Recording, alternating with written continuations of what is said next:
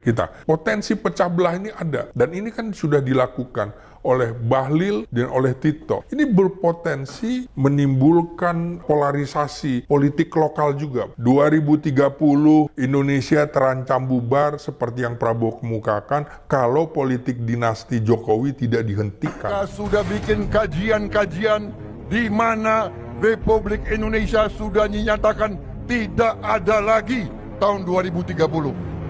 Boom! Mereka ramalkan kita ini bubar. Aktor-aktor yang memiliki agenda terselubung itu akhirnya terbaca. Ada Tito, ada Bahlil, ada Budi Ari. Loh kok ini semuanya jaringan Jokower semua kan? Ini mungkin yang lupa dibaca oleh Tito Karnavian. Mualim ini adalah orang yang setia kepada Prabowo Subianto. Betul. Dari pemilu ke pemilu mendukung Prabowo Subianto. Ini upaya mendiskreditkan pemerintahan Prabowo Subianto. Konsekuensi gubernur yang lahir dari politik dinasti, gubernur anak ingusan yang tidak tahu sejarah, ini akibatnya. Karena Bobi nggak tahu sejarah. Lebih baik saya kehilangan Tito Karnavian dan Bobi Nasution daripada kehilangan saudara-saudara kita di Aceh. Tito ini cari gara-gara. Karena Tito cari gara-gara, kemudian keputusannya dianulir. Saran saya, mundur saja Tito. Tito berusaha membuka luka lama, menimbulkan darah kembali yang muncrat di tanah air kita, supaya menimbulkan chaos. Saya adalah wartawan yang meliput peristiwa Aceh 92, peristiwa DOM, peristiwa Perundingan Damai Helsinki, saya ikuti semua. Jadi saya merasa walaupun saya juga keturunan Sumatera Utara, nggak rela kita pecah belah dengan masyarakat Aceh, saudara kita ini dalam kasus ini gitu. Lebih baik kehilangan Tito dan Bobi Nasution daripada kehilangan saudara-saudara kita di Aceh. Papua dan Aceh itu adalah sejarah darah bagi Indonesia. Kita harus pertahankan NKRI itu betul-betul dari Sabang sampai Merauke. Tidak boleh Aceh dikoyak-koyak. Tidak boleh Papua dicongkel-congkel yang menimbulkan luka. Elit kita ini merasa bahwa 80% tanah seluruh negara dikuasai 1% rakyat kita, nggak apa-apa.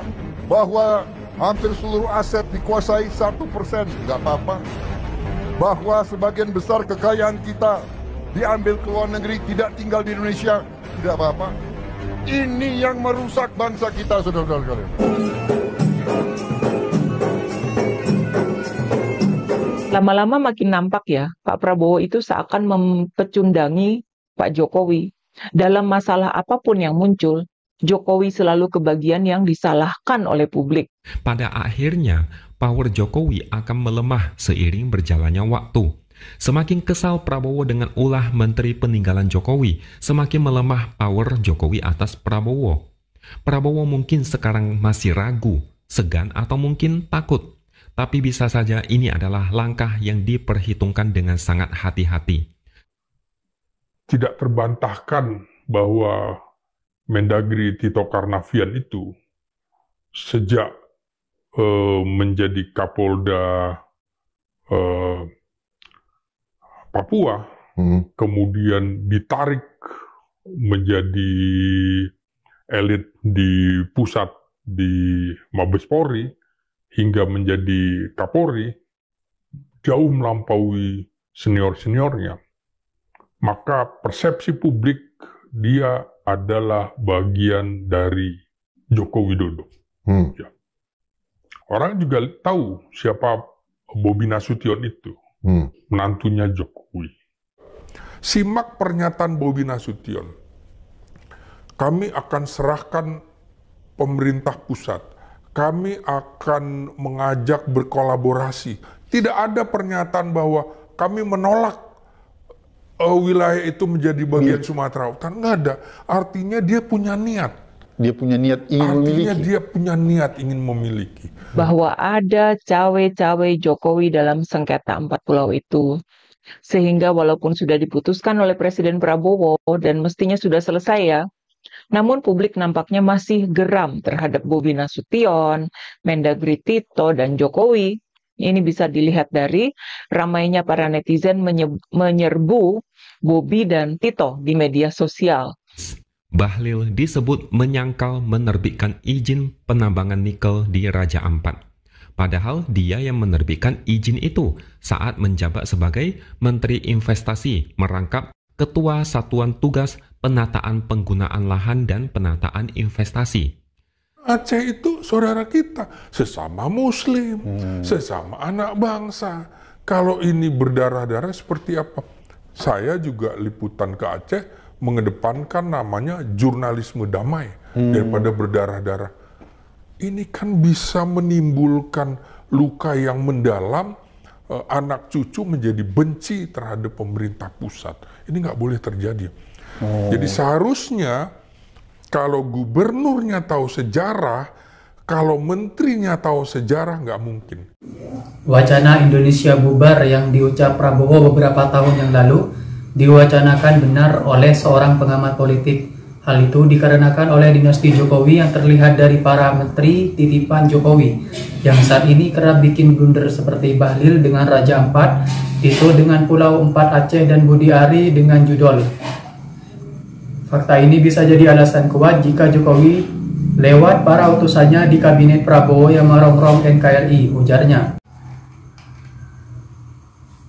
Menteri-menteri titipan Jokowi mulai recoki pemerintahan Prabowo. Semula kita ragu ketika orang mengatakan ada matahari kembar dalam pemerintahan Presiden Prabowo, bahkan bertiup isu bahwa kekuasaan Prabowo sebagai presiden hanya berdurasi 2 tahun saja.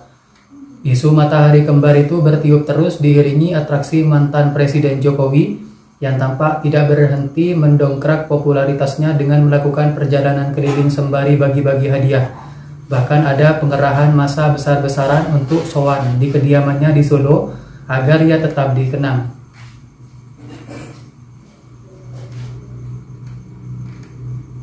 Menteri SDM bermasalah. Dualisme dalam orientasi kebijakan pemerintahan saat ketika Menteri SDM Bahlil ingin mengubah kebijakan distribusi gas tabung 3 kg. Selain tidak pro rakyat, kebijakan ini jelas ditujukan untuk dipopulerasikan Prabowo. Menteri SDM rupanya juga mendapatkan untuk menjaga proyek-proyek pertambangan era Jokowi yang umumnya merusak lingkungan hidup. Kasus pertambangan nikel di Raja Ampat yang viral saat ini membuktikan hal itu.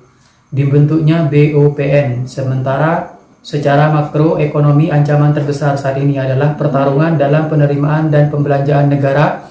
Ide perlunya dilakukan konsolidasi penerimaan negara karena besarnya pembayaran hutang masih cukup alot. Tapi akhirnya Presiden Prabowo berhasil membentuk Badan Otorita Penerimaan Negara atau BOPN. Walau menabrak Undang-Undang Pengelolaan Keuangan Negara, membentukan badan ini merupakan kudeta seluruh kewenangan ekonomi yang dimiliki Kementerian Bidang Ekonomi dan Keuangan. Persaingan mendapat akses dana. Dalam kaitan itu juga terlihat persaingan yang tidak sehat akibat fenomena matahari kembar. Dalam pemerintahan, mungkin ini akibat rencana pemilu 2029, khususnya terkait dengan mobilisasi. Di satu titik, Prabowo meluncurkan inisiatif pembentukan Danatara untuk mengkonsolidasi aset dan pengelolaan BUMN. Di lain pihak, Menteri Koperasi Budi Ari Setiadi yang dekat dengan Jokowi meluncurkan gagasan Koperasi Merah Putih.